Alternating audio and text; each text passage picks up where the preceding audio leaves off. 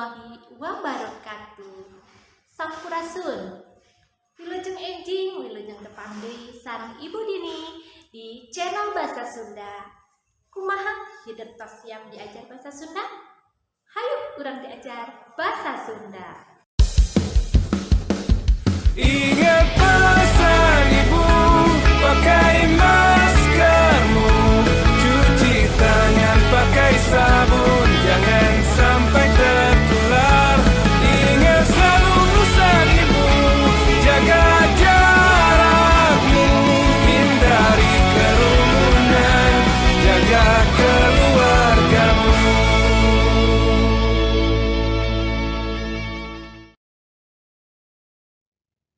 Minggon ayeuna hidup diajar mika weruh pupuh. Mika weruh pupuh ieu teh mangrupakeun pangajaran basa Sunda. Regepkeun ku hidup sing saregep.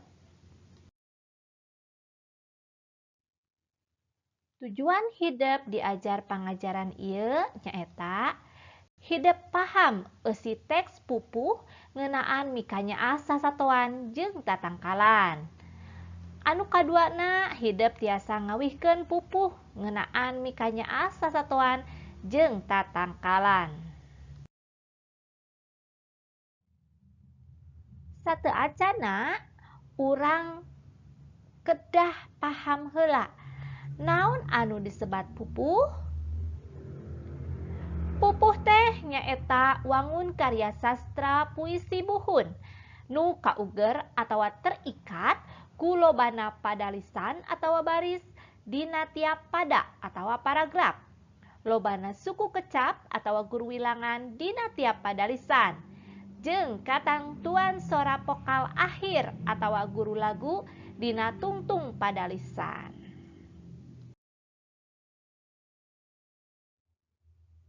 Hidup apal aya saberiji jumlah pupuh teh?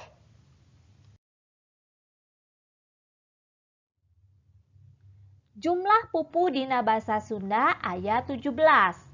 Anu mana 17 ieu teh dibagi deui jadi 2 golongan. Golongan kahiji nyaeta sekar ageng, golongan anu kadua nyaeta sekar alit. Nu kumahanya sekar ageng sareng sekar alit teh? Sareng naon wae ngaran-ngaran pupuh anu aya di basa Sunda ieu? Regepkeun sing saregep pangajaran salajengna. Anu baris dipedarkeun nu kahiji nyaeta sekar ageng. Sekar ageng ieu teh dibagi janten 4. Anu kahiji nyaeta pupuh kinanti, anu kadua nyaeta pupuh sinom, anu katilu nyaeta pupuh asmarandana, anu kaopat nyaeta pupuh dangdang gula.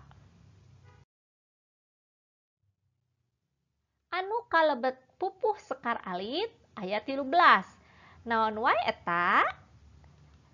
Pupuh balakbak, pupuh durma, pupuh gambuh, pupuh gurisa, pupuh jurudemu, pupuh ladrang, pupuh lambang, pupuh magatru, pupuh maskumambang, pupuh mijil, pupuh pangkur, pupuh pucung, jeung pupuh wirangrong.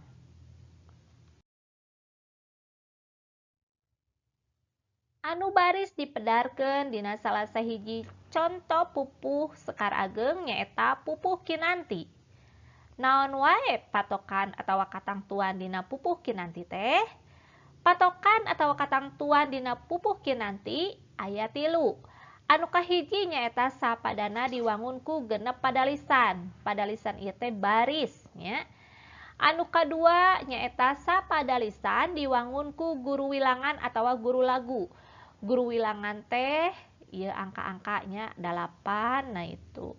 Terus aya guru lagu huruf vokal di akhir lagu. Terus anu katiluna nyaeta watak atawa karakter dina pupuh kinanti nyaeta dedepeun, nungguan, sareng rasa kanyaah.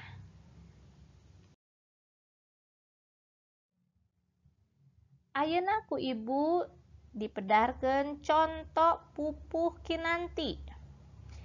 Perhatoskeun ku hideep contoh pupuh kinanti anu kahiji nyata kembang ros nu matak lucu. Tinggal di dieu aya 8 ieu maksadna kumaha? Maksadna 8 ieu teh suku kata saupami dina bahasa Indonesia mah nya. Aya 8 suku kata. Teras akhiranana nyaeta u tina lucu ieu. Sareng anu kaduana nyaeta nya alus rupanya seungit. Cobi eta ku hideep aya sabaraji suku kata? Aya 8. Dina bahasa Sunda mah suku kata teh nyaeta engang nya.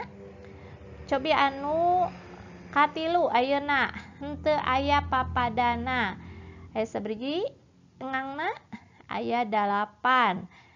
Akhiranana huruf vokalna naon? A nya. Laras janten 8A. Anu kaopat ratuning kembang sajati. Aya sabaraji engang ieuna? Mohon leres nya aya 8. Teras akhiranana huruf vokal huruf I. Mohon. Anu padalisan kaopat papaes di patamanan. Papaes di patamanan aya sabaraji engang? Leres nya aya 8. Suku kata anu pangakhirna nyaeta A nya leres. Teras anu kagenep seungit manis ngadalingding. Aya sabaraji? Aya 8 engang. Tah 8 engang ieu akhiran huruf vokalna nyaeta I. Leres pisan. Tah kumaha lagam tina contoh pupuh kinanti ieu teh? Nah, regepkeun ku hideep pupuh kinanti.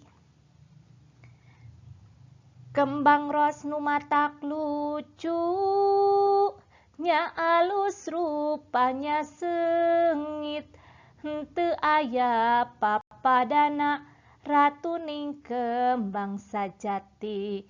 Papaes di patamanan, seungit manis ngadalingding. Contoh sekar alit nyaeta pupuh ladrang. Pupuh ladrang miboga patokan atawa katangtuan nyaeta dina sapadana diwangun ku 4 padalisan. Anu kaduana sapadalisan diwangun ku guru wilangan atawa guru lagu 10I 8A 8I 12A. Teras anu katilu watek atawa karakter dina pupuh ladrang nyaeta banyol atawa heureuy bari nyindiran. Cobi ku hideep ayeuna tinggal contoh pupuh ladrang. Padalisan kahiji aya hiji rupa sato leutik. Cobi engangna aya sabaraji? Leresnya aya 10. Huruf vokal di akhirna nyaeta I nya. Cobi anu kadua ayeuna engkang engkang. Engkang engkang. Sabaraji? Leres 8. Akhiran huruf vokalna nyaeta A nya. Anu katilu sok luluncatan di cai. Aya sabaraji engang? Aya 8. Huruf vokal akhirna nyaeta I. Leres pisan. Anu kaopat ari bangun arek sarupa jeung lancah. Aya sabaraji? Aya 12 engang nya. Huruf vokal anu terakhirna nyaeta A. Kumaha lagam contoh pupuh ladrang? Cobi regepkeun ku hideep. Aya hiji rupa sato leutik, engkang engkang. Engkang engkang sok luluncatan di cai. Ari bangun arek sarupa jeung lancah. Pancen kanggo minggon ayeuna nyaeta hideep ngawihkeun salah sahiji pupuh anu tadi dicontohkeun ku ibu. Bade pupuh kinanti mangga, bade pupuh ladrang mangga.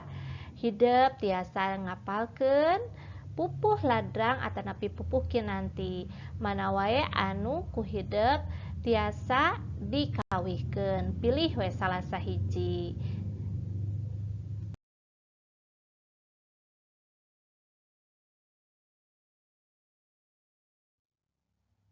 Alhamdulillah pangajaran ngeunaan mikaweruh pupuh terutama pupuh kinanti sareng pupuh ladang parantos beres.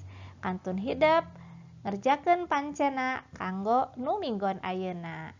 Hatur nuhun kana perhatian hidup, mugi manfaat ieu pangajaran.